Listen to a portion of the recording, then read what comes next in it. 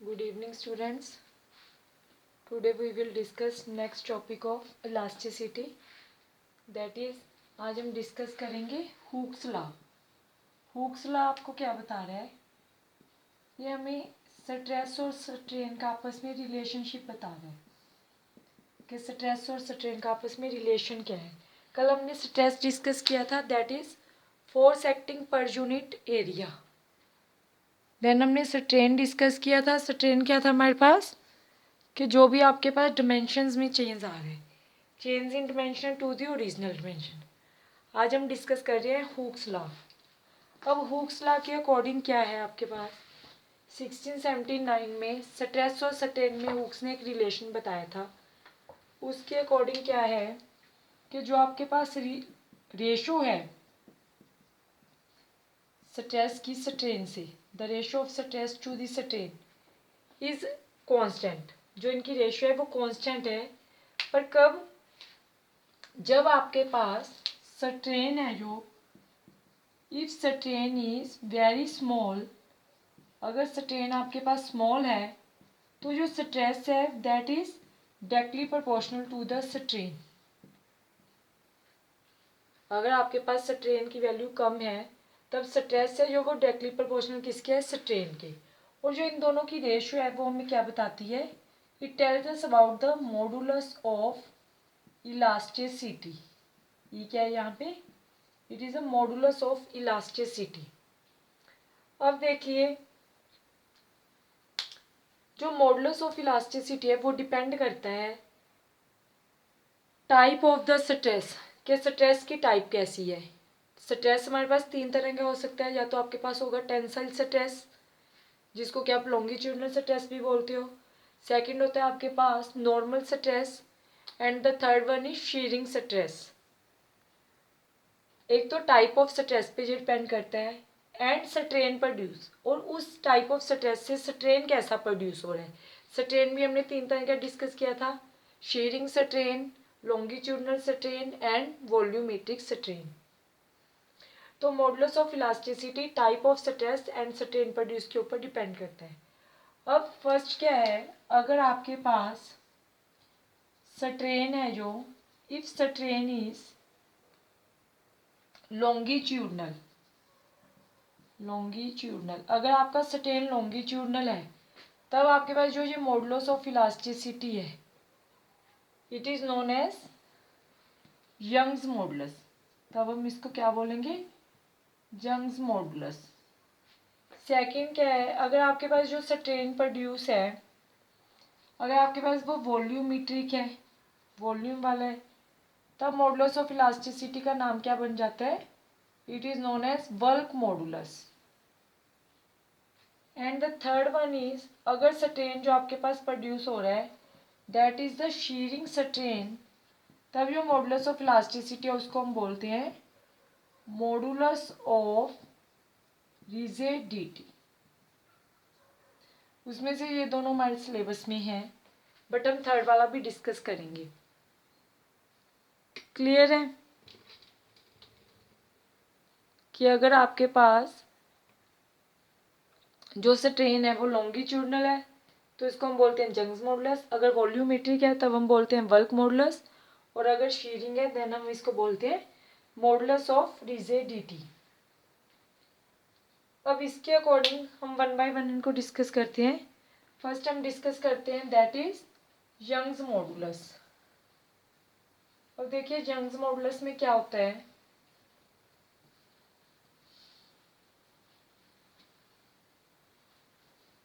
कल हमने इलास्टिसिटी की डेफिनेशन की थी. इलास्टिसिटी क्या था कि जब हम डीफॉर्मिंग फोर्स को रिमूव कर देते हैं तब जो ऑब्जेक्ट है, जब उसके जो मॉलिक्यूल हैं किसी भी सॉलिड के, वो अपनी ओरिजिनल शेप में क्या आ जाते हैं, वापिस आ जाते हैं, रीगेन कर लेते हैं वो अपनी ओरिजिनल शेप को. आज हम डिस्कस कर रहे हैं यंग्स मॉडुलस. अब यंग्स मॉडुलस ऑफ इलास्टिसिटी में हम क्या लेके चल रहे हैं, मान लो ये एक रिजिड स्पॉट दिया है हमने, यहाँ पे आपके पास क्या है, एक वायर है, ठीक है. जो ये वायर है इसकी लेंथ हम लेके चल रहे हैं, let its length is L. Wire की लेंथ एल है. बट जो इसकी ब्रेथ है या थिकनेस है वो क्या है, निग्लिजिबल है। ब्रेथ और थिकनेस निग्लिजिबल है, ओनली इसकी लेंथ है आपके पास, दैट इज एल। और हम लेके चल रहे हैं कि जो वायर है इसका रेडियस है आपके पास आर। अब इसका जो एक एंड है वो तो हमने रिजिड स्पॉट के साथ टाई अप किया हुआ है, जो इसका दूसरा एंड है उसके ऊपर हमने क्या लगाई, फोर्स अप्लाई की। जब आपने इसको फोर्स अप्लाई किया इस वायर पे, तब क्या हो गया, ये इलोंगेट हो जाएगी वायर। फोर्स अप्लाई करने से इसकी जो डिमेंशन चेंज होगी, मान लो जो इसकी लेंथ इलोंगेट हुई दैट इज डेल्टा एल। और आपने फोर्स कितनी अप्लाई की इस वायर पे, फोर्स एम जी, वेट इसका डाउनवर्ड एक्ट करेगा दैट इज एम जी। अब देखो लॉन्गिट्यूडनल स्ट्रेस क्या था हमारे पास, लॉन्गिट्यूडनल नाम क्यों दिया है, क्योंकि यहाँ पे लेंथ में इंक्रीज हो रहा है। लॉन्गिट्यूडनल अगर हम स्ट्रेस की बात करें, लॉन्गिट्यूडनल स्ट्रेस क्या होता है हमारे पास, force acting per unit area. Stress क्या था, force acting per unit area. Longitudinal stress को आप कैसे डिफाइन करेंगे, force acting per unit cross sectional area. तो फोर्स कितनी अप्लाई हो रही है इस पे, एम जी। एरिया इसका कितना है, क्योंकि रेडियस इसका आर है, तो एरिया कितना आ जाएगा, pi R square. That is our longitudinal stress.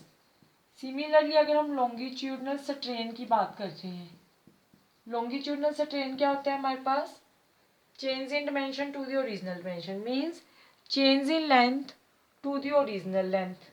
तो चेंज इन लेंथ कितनी है यहाँ पे, डेल्टा एल, अपॉन में ओरिजिनल लेंथ कितनी थी उसकी, एल। अब यंग्स मॉडुलस क्या है, within the elastic limit. हमने कल डेफिनेशन पढ़ा था कि एक इलास्टिक की लिमिट होती है, अगर उस लिमिट से ये ज़्यादा हम इलोंगेट कर देंगे, इस पर ज़्यादा फोर्स अप्लाई कर देंगे, तब ये अपनी पोजीशन पे वापस नहीं आएगा। तो within the elastic limit up to where Hooke's law is valid, यहाँ पे हुक्स लॉ आपका वैलिड है कि स्ट्रेन कम होना चाहिए, तब स्ट्रेस आपका डायरेक्टली प्रोपोर्शनल बनना है स्ट्रेन की।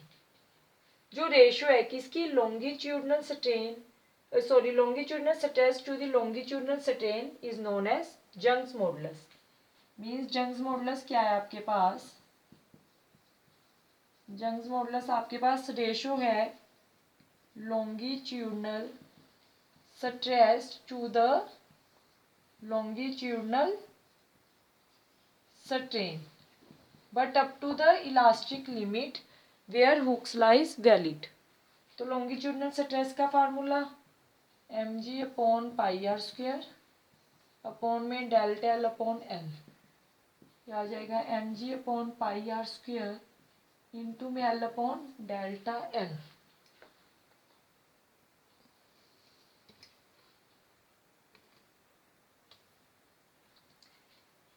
अब ये तो हमारे पास लेंथ है, तो इसके जो यूनिट्स आ जाएंगे वो क्या आ जाएंगे, फोर्स के यूनिट्स क्या होते हैं, न्यूटन। यूनिट्स की अगर हम बात करें इसके, तो फोर्स के यूनिट, ये तो डिमेंशन लेस हो गया, इसके तो कोई यूनिट आएंगे नहीं, मीटर से मीटर कैंसिल हो जाएगा। इसके यूनिट क्या आ जाएंगे, units newton per metre square, और इसको आप क्या बोलते हो, pascal. These are the units for Young's modulus. अब इसी के बेस के पे जो हमने कल क्वेश्चन डिस्कस किया था, why steel is more elastic than rubber, उसको हम डिस्कस करते हैं।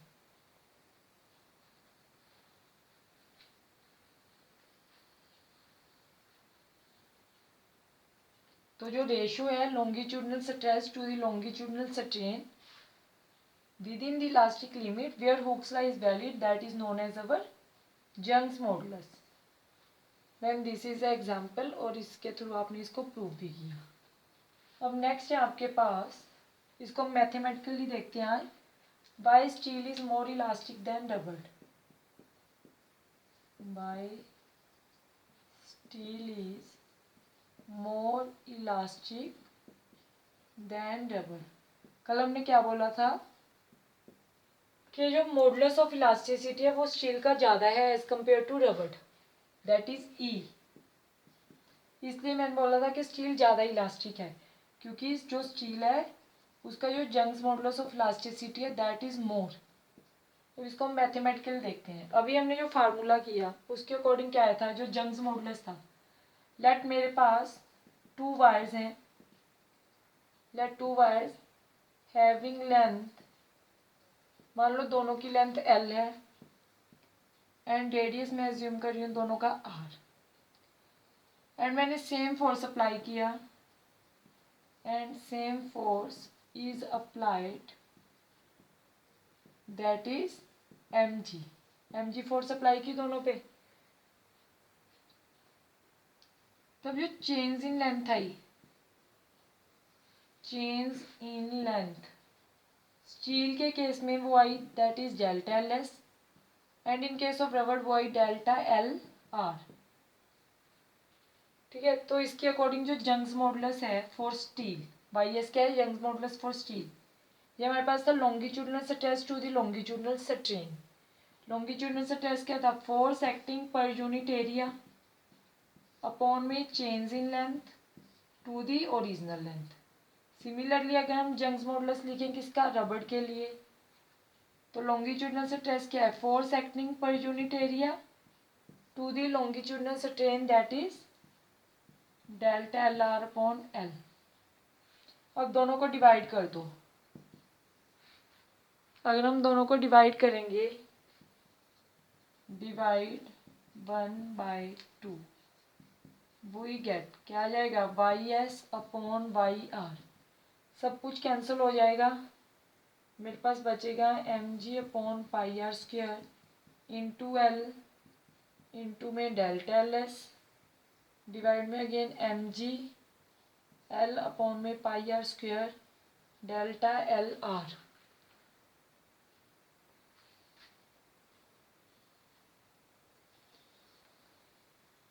डिवाइड में आ रहा है मेरे पास mg एल अपॉन में pi R square delta L R, ये cancel, this and this cancel, तो लेफ्ट क्या हुआ, Y S upon Y R is equal to, ये हमारे पास ऊपर आ जाएगा डेल्टा एल आर अपॉन में डेल्टा एल एस।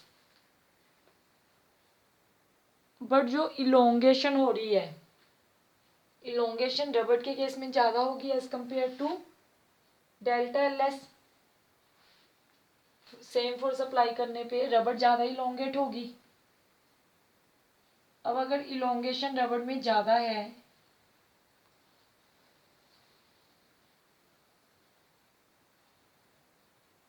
यहाँ से आप क्या ले सकते हो कि delta L R elongation in रबड़ is more than that of steel, so इसका मीनिंग क्या है, Y S upon Y R greater than 1, तो यंग्स मॉडुलस वो क्या हो जाएगा, स्टील का ज़्यादा हो जाएगा एज कंपेयर टू द रबड़, so steel is more elastic than the रबड़। मैथमेटिकल भी हमने इसको प्रूव कर दिया। क्लियर है। नेक्स्ट हमारे पास लास्ट है दैट इज बल्क मॉडुलस। देखिए अब बल्क मॉडुलस में क्या है हमारे पास,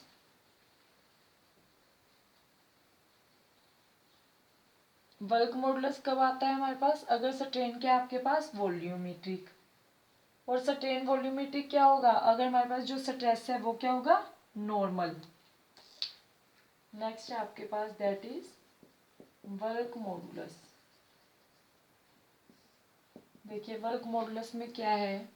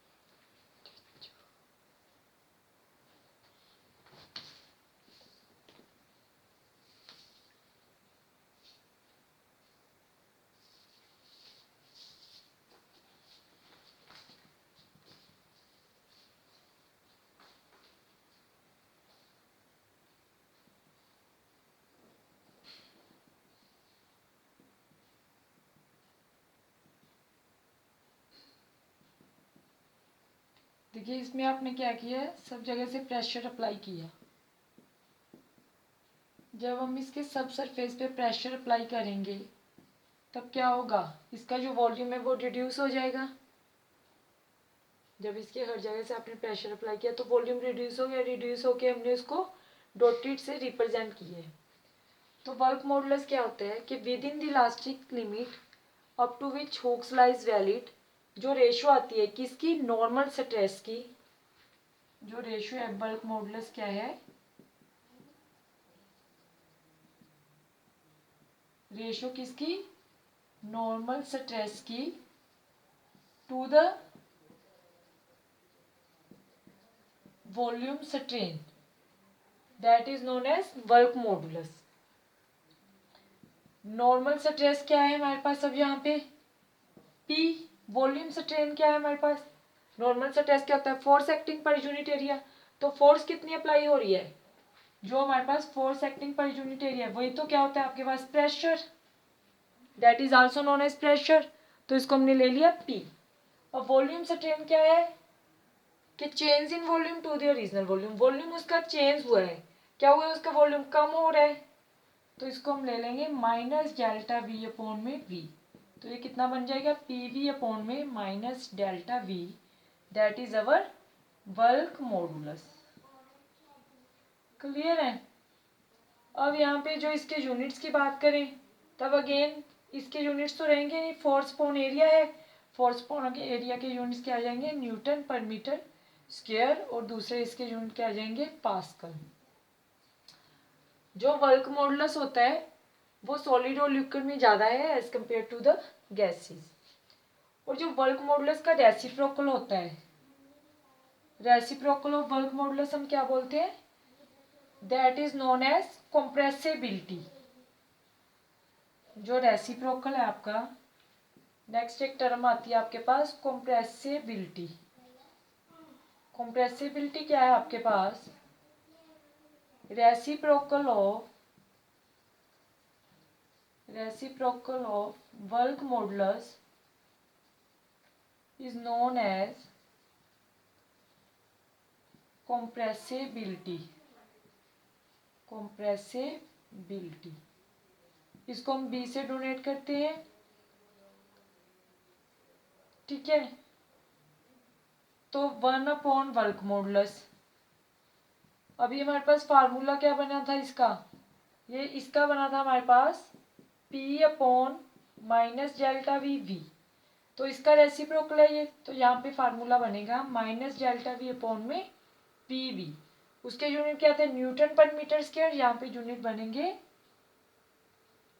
प्रेशर है, फोर्स नीचे आ जाएगी newton, metre square per newton. These are the units for compressibility. जो हमारे सिलेबस का पार्ट है वो यही है, इसके बिना हम एक टॉपिक और डिस्कस करेंगे एंड कुछ न्यूमेरिकल्स देंगे लास्ट वीडियो में। Thank you.